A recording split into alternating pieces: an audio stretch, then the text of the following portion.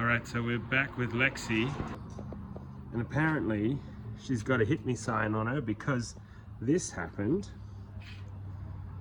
Luckily she was the end of the chain, and so she got off fairly lightly. The bumper took the biggest hit. That is slightly bent up, but we can live with that. It's not going to affect functionality.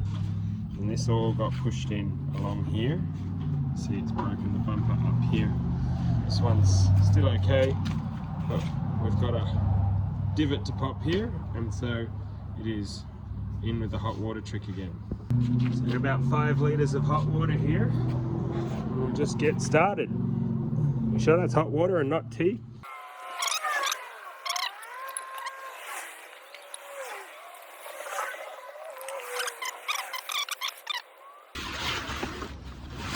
Waterproof down.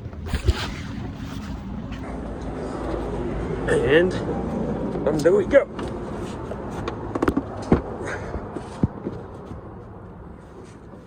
I think we got a proper pop that time.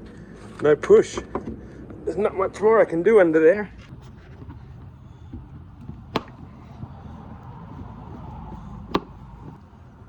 There we go.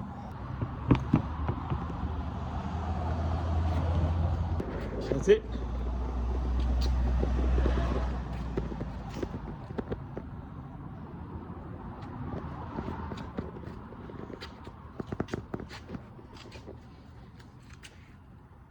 Look, it was never going to be perfect.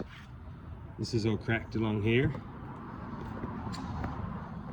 But as far as don't look at me, nothing to see here.